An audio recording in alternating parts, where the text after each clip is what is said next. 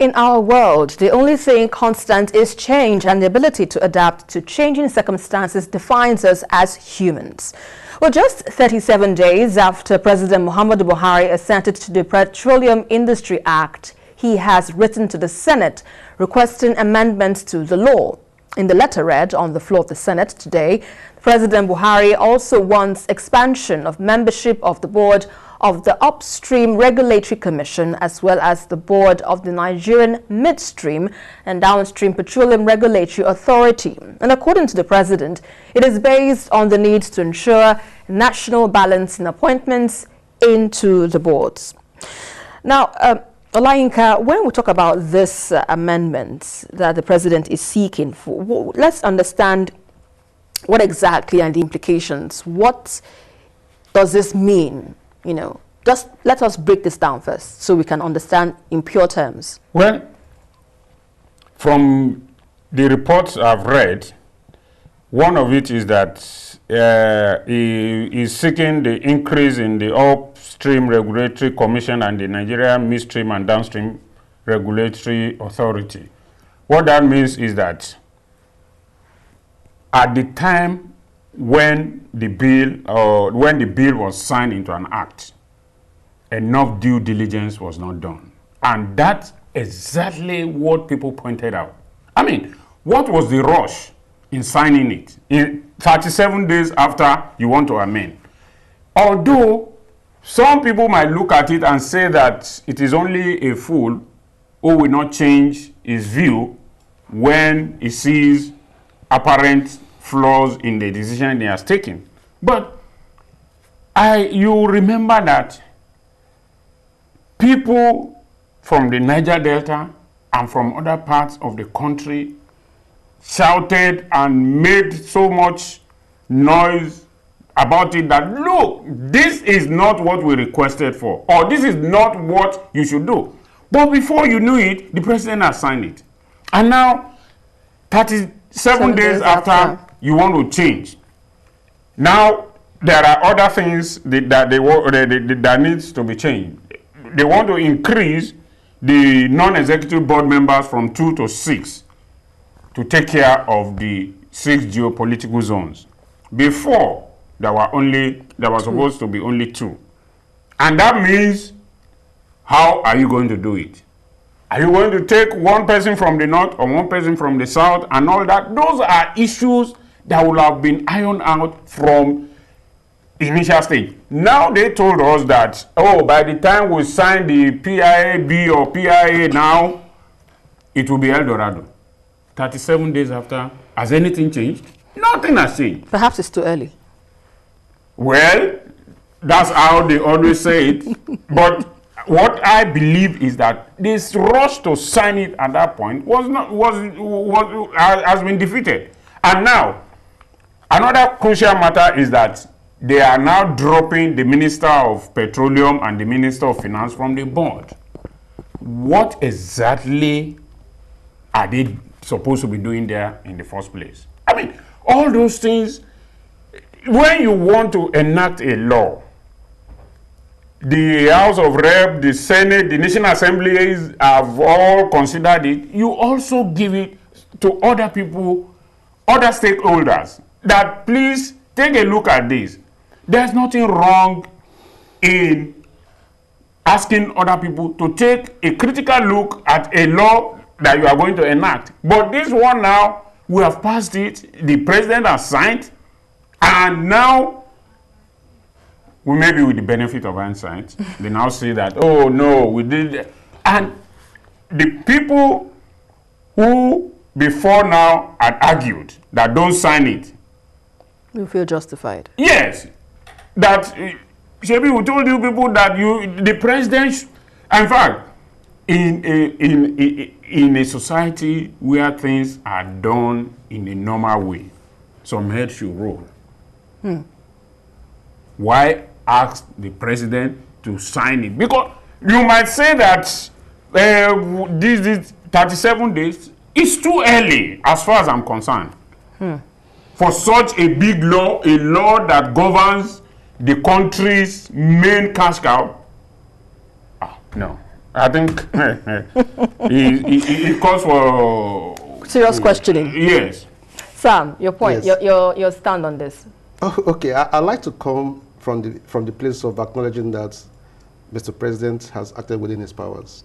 We must admit that. Two,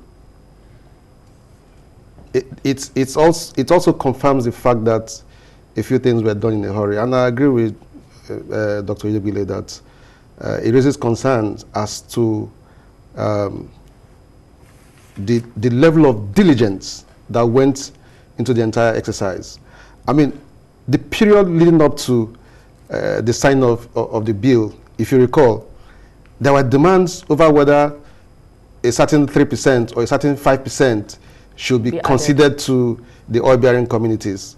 And we thought that there was going to be a joint meeting of the House, okay, to resolve some of these things. But what we saw was Mr. President, against character, you know, endorsing the document. It's clear that there are gaps.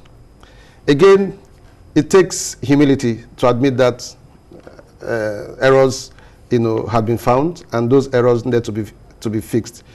But what is of a greater concern to me is that in acknowledging that there is need for geopolitical balancing, it just tells you that a major issue, a divisive factor in Nigeria has been who has or who's going to have access to power.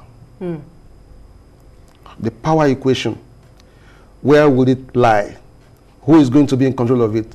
Remember, Mr. President, even before him, the structure had been such that the president will always be the minister of, in charge of petroleum. And you ask yourself, why would the #1 citizen also want to hold that portfolio? He said it's the cash cow. But beyond that, it just tells you that the opaqueness in that industry had been designed that way. It was deliberate because it gave people access to free money. Until very recently, 40 years down the line, we didn't have audited reports of the NNPC. And you ask yourself, what were the leaders doing? So it's good that Mr. President, acting against character, has acknowledged that there's a gap, and we hope that this will be the starting point to effecting a more radical, you know, review of that document, because people are still asking questions. The people of the Niger Delta have not stopped raising issues, and I can tell you that in the coming days, in the coming weeks and months, questions about how the Petroleum Industry Act is going to benefit certain sections of the society or Nigeria will continue to be raised. So let him enjoy his day. We hope that the National Assembly will act very quickly. We agree that there is need for geopolitical balancing, the federal character and all that. You can imagine what would have happened if you had just 4, you know, regions, represented, and then questions would be asked. So I think that was just, you know, being smart. But that document needs to be critically reviewed so that other salient points that have will be revisited. Yes, will be revisited as well. Okay, we have a call from Kaduna. Samuel, please go ahead with your contribution. Hello? Please go ahead. We can hear you. Go ahead with your contribution. So thank you very much, Uncle. As I say, my name is Brian Sambo from Kaduna. All right. I would like to refer you back to the question of this. Hello? Go ahead. We can hear you loud and clear. Okay, thank you very much. I just want to refer to one of the statements made by your colleague over there about ranching. You see, ranching is a way of breeding animals, like cattle. Is it clear? Hello, can you hear me? If your television is on, the volume of the television set has to be turned down. Okay, since we've lost connectivity with the caller from Kaduna, if you can try again, we will definitely receive your call. So, Dr. Olainka, you know, with the issues that Sam had posited earlier on, one begs the question that if this is one of the several things that needs to be revisited in the PIA. What other areas, like you have also mentioned about the host communities demanding for about 5% as against the 3% that has been ratified, or rather signed into law in the PIA. What other areas do you think needs to be revisited in the PIA, if at all it is to be looked at holistically? In the first place, the communities are even demanding for more than 5%. The 5% granted was just like a concession that, okay, we'll give you only 5. They want more than that. And I think, in all honesty and fairness, they deserve that, because the environment is degraded. And so you need to think of how to bring back this environment.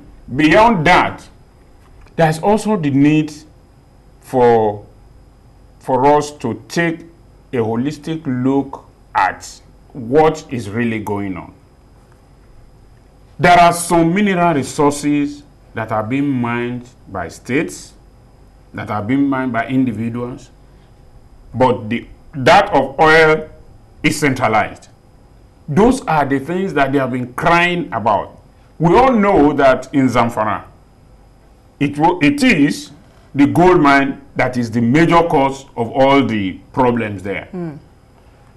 We have not been able to find a way that government should use the same system that we are using for oil.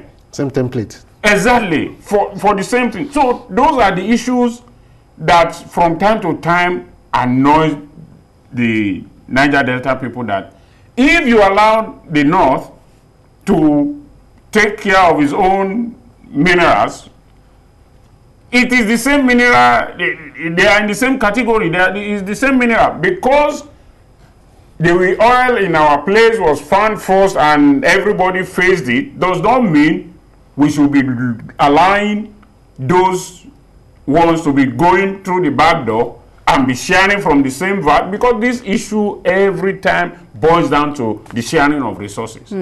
It is the resources that is the cause of all these problems. And if we, in 2 years, less than 2 years that this government has, it may not be able to solve all those problems. But there should be a template that will be laid down so that the incoming government, the government that will succeed it, will be able to follow it through. Just as this government has been able to follow some of the infrastructural development that the outgone administration did. The same way, if we have a template that is good enough, the next government will be able to also follow it through. And if it doesn't want to follow it through, people will shout and things will be done. But the way it is going now, I'm afraid there's no template, there's no direction. Everybody is just like, as we do, fire brigade measure. Oh, there's trouble here. Let us face it. And when we finish with that, we go to another trouble. The one that we have quelled here, we rise up again. That's the unfortunate thing. Sam, where do we go from here? Final thoughts on this issue? Justice. There is this very strong perception that there is so much injustice in the land. And until we're able to, ingrain justice, equity, fairness as what, drives us as a people, we're going to be having, these problems. We also need to be very patriotic in the way we deal. You talked about diversity, but that could become our strength. I won't end without drawing attention to what the liaison officer, I don't remember his name, but he was on television yesterday saying that on the issue of 30% for under the PIA, the Petroleum Industry Act, there's this certain 30% for, is it, I'm trying to recollect the term, but he noted that what the president had recommended was 10, and what the lawmakers eventually approved was 30. So it raises, bigger concerns. Did we have, the larger national interests at play, or was this about a collection of individuals pursuing personal interests? Because the margin is too much, between 10 and 20, between 10 and 30. So we've got to ensure that justice, equity, fairness becomes a way of life. Right. Otherwise, we're going to continue to have these constant agitations across the length and breadth of this country.